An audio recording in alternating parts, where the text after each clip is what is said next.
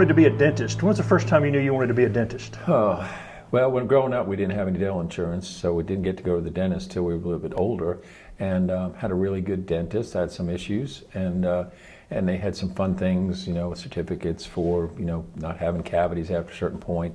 And I don't know, I just had this mind for detail, and what really sealed the deal is I went in the military when I was 18 years old, and back in 1972 they had a guaranteed job program, and even though it was tail end of Vietnam, I got a guaranteed job as a dental tech. So I trained as a dental assistant and got sent to Germany, and then I trained as a dental hygienist. So working 4 years in the Air Force in the dental field really sealed the deal about this is really what I want to do. And when I out-processed at Shaw Air Force Base in Columbia, that's when I really pursued the dream. So to answer your question, I had a little inkling by having a great dentist when I was a kid growing up, but it sealed the deal after 4 years in the military. And I tell my patients all the time, I said, I wouldn't be your dentist today or doctor today had I not gone to the military. And tell people where you grew up. I actually grew up in rural New York. As small town kid, you know, houses were being built in the community, and played a lot out in the woods and climbed up sand hills and went fishing with a cane pole, and just a great small town, and rode bicycles. That was our main means of transportation, and grew up in a family that mom and dad didn't graduate high school, and we had one car for the family, so we used to either ride our bicycle somewhere, or the other means of transportation was what I call the Shoe Leather Express. Did a lot of walking, and just appreciated everything that we could have. So it was a great place to grow up, but somewhere along the line I decided that I want to go ahead and try something different. I left home when I was just a couple months past my 18th birthday and joined the Air Force December 1972. Yeah. And that's how you ended up in South Carolina? Absolutely. I went from, first time on an airplane, I went to Texas for training, basic training in tech school. Then Germany, I was there 2.5 years, and got sent back to South Carolina December 1975. And I've been here ever since. And I've chose South Carolina as my home, and I've been blessed. I lived in the Midlands and Sumter and Columbia when I was at South Carolina, University of South Carolina.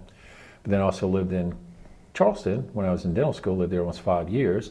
And I've been here in Anderson now 37.5 years. So unfortunately, there's some people held it against me, you know, still think I'm a Yankee, but you know, South Carolina's a place I've decided to make my life, and Anderson in particular, and I'm blessed to be here. And how did you end up in Anderson? How did you choose Anderson? Great question, and I'll try not to make it a long story. I'll do the condensed version. But when I was in dental school in Charleston, I was waiting tables out at Kiowa Island, and my wife's aunt had a place out there at a Shipwash Village, and I was a waiter. So her aunt and her mom met me. They used to call me Bob, the poor dental student waiter. And then they introduced me to my wife. And my wife, Christy's from Williamston, Palmetto High School graduate, and she'll go, Mustangs can't be beat. And so her father was kind of scouting out a practice for me. And there was a practice down in Homeland Park. Dr. Sean was the owner at the time, and he handed off to another Dr. McBride. It was very part-time. Great story, because the Stathakis family owned the building, and lo and behold, you know, my wife wanted to stay in Charleston. She wanted to get away from Anderson, but there was a lot of competition down there, and I said, well, let's go back up to where your home folks are. So we came back up here, and I talked to Dr. McBride that owned the practice, and had a $40,000 payment for an old practice, some old equipment, had $40,000 worth of school debt. So you do the math, July 1st, 1985, I had $80,000 worth of debt. Then I was renting a building from Jimmy Stathakis, and what character he is or was, a nice man, good man, and he eventually sold me the building, and just decided that was the best place I could ever be. And you stayed your entire practice down in Homeland Park. A lot of people would have talked you into moving or tried to talk you into moving. What made you stay in Homeland Park? Well, there's a couple of things, Greg, that made me stay there. So, I grew up in what you would call maybe lower social economic area of my hometown, you know, on the other side of the tracks, if you would, and we had to kind of struggle and scrap for everything we had, whether that meant hard work or doing better in school. And I saw Homeland Park as an opportunity, and like I've said many times, I was like, it's be nice or great to be a shining star in an area that needed a shining star. whether it was the building itself but I never was really big on talking about the building. I would tell my staff forever and ever when we had a little tiny building and a Roddy sign by the road, it's not the building or the sign by the road, it's what happens inside these four walls. And for me, it was also great opportunity to put back and give back to some people that grew up like I did, not having a whole lot. And the practice I've practiced for 37 plus years is that we saw people from all walks of life, you know, and it could be CEO at AMED, it could be somebody that, you know, barely, you know, makes ends meet and looking to be in a homeless shelter. But we treated everybody the same. And I loved the children that I watched to follow and grow up in the practice. And it wasn't just fixing teeth for me. You know, somebody called me a tooth jockey. You know, it wasn't about that for me. For me, it was talking to young people about sex, drugs, alcohol abuse. Education was my big thing. You know, I would tell young people all the time, every day I wake up, I have a good day if I learn something. And I wanted to let them know that just because I'm a doctor, I'm still learning. Life's about learning. Another one of my little bylines is knowledge is power. And I really felt like, you know, for young people, I try to relate to, I said, you know, these little video games, the more you know, and if you can read the little cheat sheets and opportunities, you're going to do better. There's power in that game.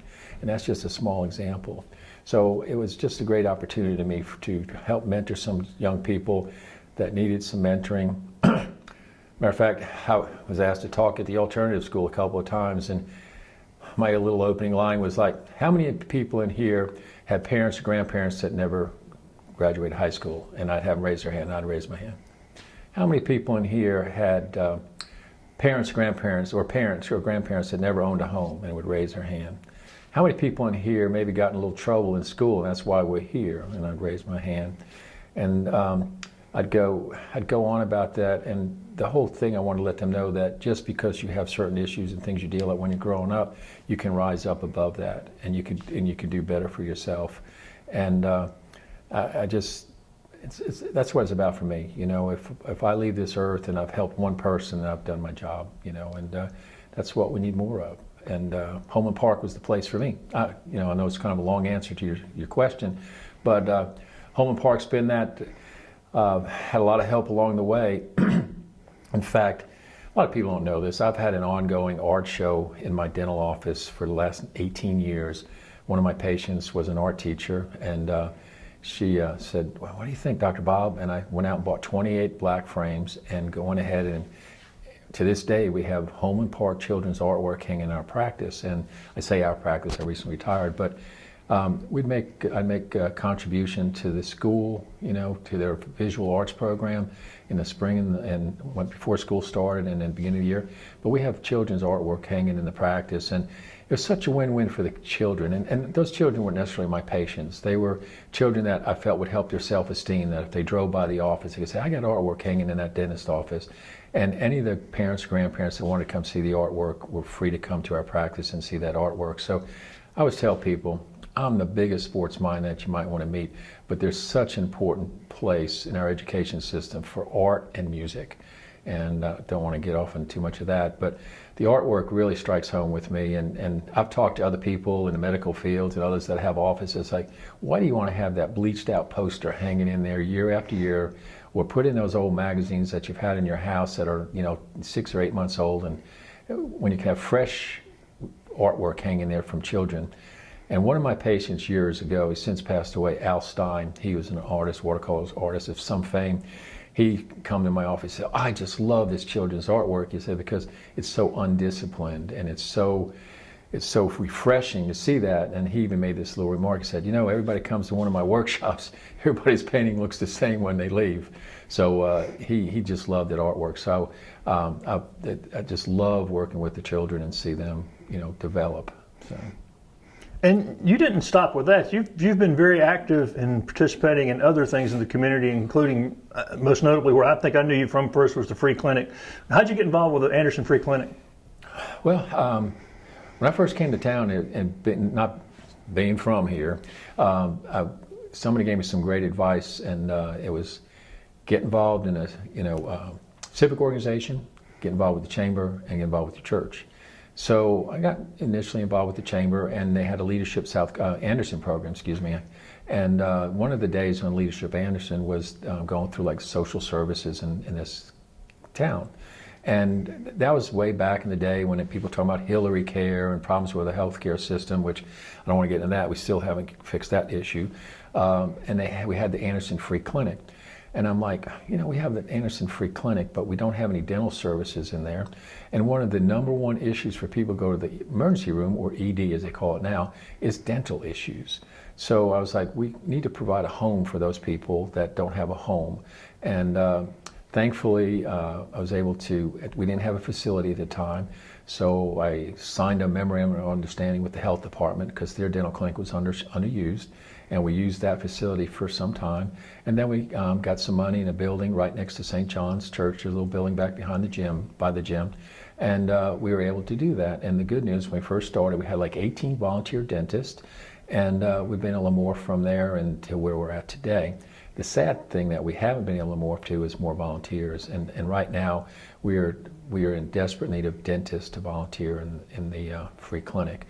So free clinic's been near and dear to my heart 30 plus years, and they say I'm the founding father, but you can't do anything by yourself. You have to have buy-in from other people, and that's where we're at. So the free clinic, I just love the free clinic, and people don't realize the free clinic, the whole goal is to keep people out of the emergency department or emergency room, and with our healthcare system, it's just so costly if somebody goes into a diabetic coma. You think about the cost of the ambulance, bring them to the hospital, and then you care at the emergency room. So the free clinic dispenses, life maintenance medications. People are like, do they prescribe birth control pills? No. Do they prescribe mind-altering drills like uppers and stuff for mental? No. But diabetic medications, blood pressure medications, cholesterol medications, anything to improve the quality of life. And back to the dental component, what this also helps is people's self-esteem. They have better health, better looking teeth. There's an increased chance they'll have a better opportunity to apply for a job and feel confident about their abilities and the way they look, because it is just so important to present yourself in that way. It helps a lot. So. And all of the doctors there are basically taking their day off to volunteer to help people who can't afford care, right? Yeah, all the physicians and all the dentists that have helped in the past are just taking up their time to do that, provide that service. The only paid personnel other than the staff are the pharmacists. And you have to have a paid pharmacist because of the consistency and what they do with the reporting to the state, with DHEC, et cetera. So that's the only paid employee that we have as far as the medical care or dental care is the pharmacist. But the doctors, physicians, nice thing, we've expanded over the number of years. We now have a mental health component, which we get to refer out. And of course, we have mental health counselors that also do gratis work. We also have taken on vision care, and we have a couple of optometrists, I think there's like 3, that do vision clinic and have limited capabilities to provide glasses. So we've really expanded our reach in what we do, and people don't realize behind the scenes the free clinic is just more than a clinic for health. It's also a proving ground or an opportunity for young people to get training. We have residents that train there. We have nursing students from Anderson University come in there. And then, it's also if somebody comes to town and they're looking for a job, they come volunteer at our clinic, and then they can put that on their resume. I volunteered in whatever capacity, to move forward with future employment. So there's a lot of different components of things that people don't realize, that we do help everybody, a wider range of people. You answered this a little earlier, but you're involved in lots of other things in the community as well. What drives you to continue to stay active? Now you're retired, you could just travel or something else, but talk about that. And also, you told me you're working on some other project now too. My sense of service came from my parents. My dad was a volunteer fireman. My mother volunteered with Cub Scouts and various things. And then I went in the military, and that was a sense of service for me as well. And I don't know, I think by serving, it's a sense of gratitude for the blessings that I've been able to have. And I'm the kind of person, like, everybody's like, well, you're retired, you sound like you're real busy. And I say, well, that's just the way I'm put together, I don't necessarily want to go down the whole list of things, but some years ago, I'll just talk about my Rotary experience. So a few years back, 6 or 7 years ago, I was Rotary president, and one of the projects I took on then, and that's really kind of taken a whole new thing, is the Kid Venture Park. And our Rotary Club, and I made a commitment, our Rotary Club would give so much money to that, and everybody that keeps up with the Kid Venture Park knows where that's gone, and it's just been, all I can say is we helped plant the seed with Julia Woodson as a community volunteer and champion of that project. Our Rotary Club had that seed, and it's really blossomed, and that's been an awesome project. But also, when I was president, we had this thing about bus shelters. I think that's where you're getting at, Greg. And I'd go down there at Homeland Park, and I'd drive by Watson Village, and people standing out in Watson Village, and there's a big dip in the road, and buses coming by and splashing up in cars, and there's another little place that's not covered on McDuffie and Shockley Ferry and other places in our community. And I had this thought, I was like, our whole thought process is we want people to use public transportation. And in rural areas, that's really difficult. But it's even more difficult when you're asking people to go out in the heat of the summer or the rain to stand out in these areas. And a lot of times they're not really well marked. And I thought, well, what can we do to do better with that? So I guess it was 6 or 7 years ago, we actually got to help get 2 bus shelters placed. And again, we went through the city, and so years have passed, and I had nothing to do with leadership with the Rotary. And a friend of mine, Ben Haygood, was Rotary president last year.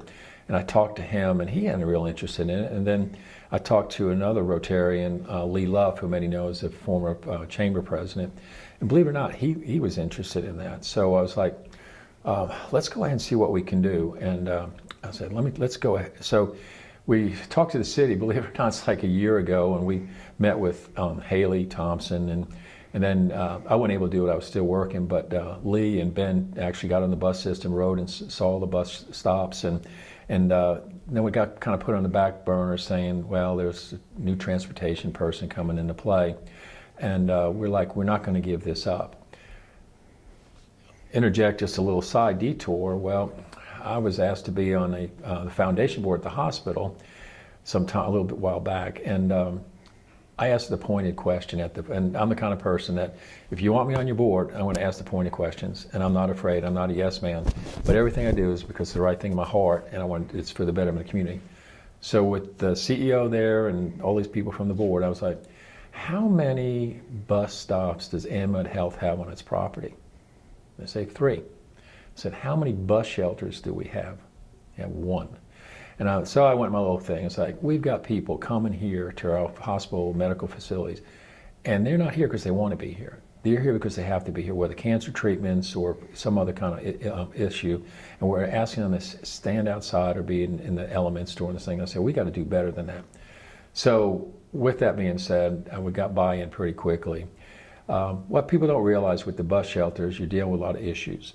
You're dealing with right-of-ways, you're dealing with issues about where you can place it. And initially, even with the last administration, with the city transportation, they were literally lukewarm about it because you know what their complaint was? Number 1, litter, and number 2, homeless people staying in a shelter. So I've traveled a little bit around Europe, and I did notice that they have litter baskets, litter inside the shelters, which makes sense. People standing with a soft drink at a bus stop, put it in the trash. Not an issue for me, but apparently an issue.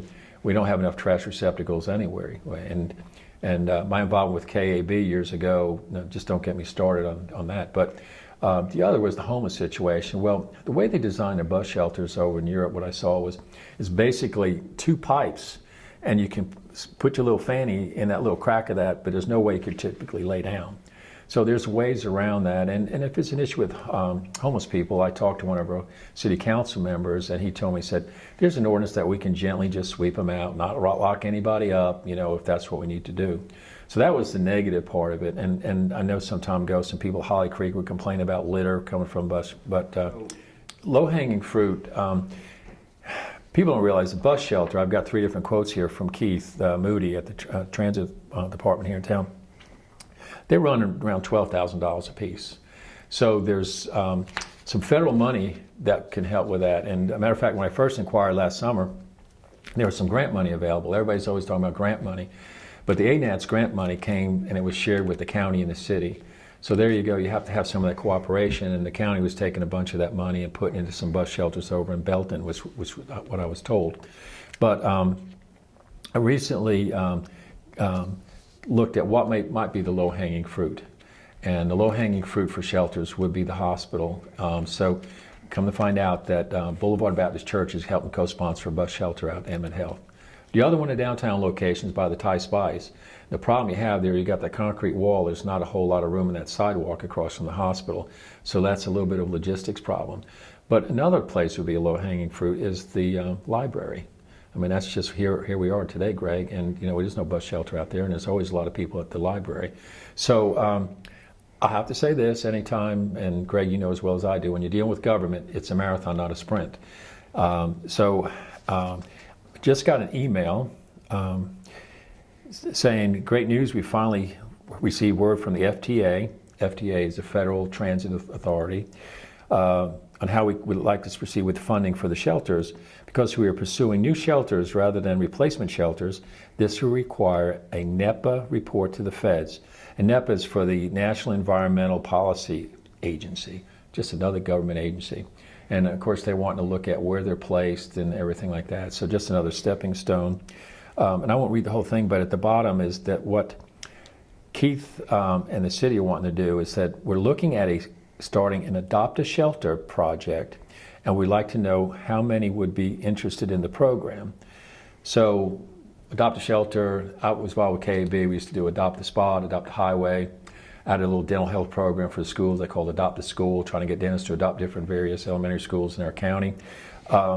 Currently, other transit systems are pursuing the same type of project due to employee shortages and haven't already maximized the current staff team members on present shelters. So he's wanting to know if we'd be interested in the project. So I've got a call into him. Haven't heard back. I just want to know what would be involved if want to continue to be involved with that. But you just have to have a lot of patience and perseverance to make something happen. And I don't have a problem with that. We told Keith when we met in the last year, it's like, you've got a guy who was a former president of Chamber of Commerce, knows a lot of people. My friend Ben Haygood was a banker here for many years in town and involved. And then myself, and we would not be embarrassed or feel bad about going around asking different companies, individuals, to adopt a bus shelter. The numbers we were given is typically feds will come across about 80% of the number, and you kind of come up with the 20% match kind of. So you're looking at $12,000. You're looking at about a $2,400 donation to sponsor bus shelters. So don't hold me to it at this point while we're talking. It could have an increase in the cost of the shelters, but we also looked out the Fairview Gardens area for a shelter out there. So we're kind of looking and targeting. We look at ridership. So we were supposed to get some numbers on ridership, and we haven't got those yet. So I want to be a little bit careful, what I say about certain things, because they're our friends, and we want to get something done. We need to be very friendly about the whole situation. So like I said, sometimes when you're dealing with government, it's a slow process. But any of the people I've talked to from county council, actually talked to Rusty Burns, and of course, Tony Stewart, I talked to him on the city, and some others that they're willing to help, but at this point it's like, I don't know what I'm asking for exactly. So I think that's where we're at. The main thing is that another government agency out there looking for some more verification of why, and it's got nothing to do about environment, it's just about placement and such things. So you're patient with all this collaborative effort, knowing that it's going to take time on these things you're working on? Absolutely. You have to be. It's not going to happen that quick. And I just hope, the thing is, the county has got a lot of areas that need shelters as well. And then you look out Clemson Boulevards, people standing by the road there. It's not, I think it's a safety issue as well as an issue for protection from the elements. There's just so many places when you look around. And like I said, the world we live in, we want people to use public transportation. And those that need the public transportation get to work or school or wherever they're going, we're not really helping them out in that way. Well, other than getting better at pickleball, Oh, yeah. what other goals do you have during retirement? Have you set down other ideas you've got and want to work on? Oh, well, believe it or not, I'm like a bad penny when it comes to the free clinic. My board term runs out, then I'm dental coordinator, and then I'm dental coordinator, then I'm board member emeritus, and they bring me back. So, unfortunately, I just found out I decided to terminate my license at the end of the year, and that was a tough decision. But I'm an all-in or all-out kind of person, and when it comes to treatment of my patients, if I saw you today and we decide you need to have some treatment, I did not want to be able, didn't want to be able to have to say, well, I'm not going to be here next week or the week after. So I wanted to have the continuity, and I decided to not have my license. So with that being said, I was told that I can no longer be the dental coordinator because I don't have a dental license, which is fine. So you know what they said to me? We're going to make you a board member. Will you do that? So I said I would continue to be a board member. But to answer your question, in addition to this bus shelter thing, I want to continue to advocate for the free clinic, increase public awareness about the free clinic, and I don't think there's enough awareness out there what the free clinic does. And when it comes to charitable giving, people are more inclined, and don't get me wrong, to hospice or the Cancer Association. Great organization. Love Angie Stringer. Love it. I mean, but the thing is, that's the last thing people remember is the Cancer Association or hospice, where our clients at the free clinic, they don't have the resources, otherwise there wouldn't be patients there, to give back to the free clinic when the good Lord calls them home. So we struggle with fundraising at times, and I try to talk to people I know and say, listen, if you donate to the free clinic and we keep those people out of the ED, what's going on there is there's a cost shift. And if we don't keep those people out of there, guess what? Those that can't pay, it's coming back to you. And as a private pay or somebody with insurance, it all comes back to you. So I'm going to continue to advocate for the free clinic, continue to work on these bus shelters, and I'm trying to hold back and adding anything to it, because anybody that's retired recently that know me, they're like, don't sign on for anything new for the next 6 to 8 months until you just find out where you are. And everything like that. But my ears are out there. I'm like, if I kid around, it's like, if you got a job opportunity, I'm willing to listen. I wouldn't mind, there's an opportunity maybe to do a little part-time teaching at Tri-County Tech, dental assisting for students. I've already been a guest speaker out at Clemson to pre-dental students. They asked me to come again in April. Just whatever I can do to impart knowledge. Remember I said knowledge is power. So that's where we're at. And the main thing as we get older too is try to manage my health. I mean, I've had so many doctor's appointments since I retired. It's like, what's up with that? I need to maybe go back to work. So Greg, do you have a job I could do?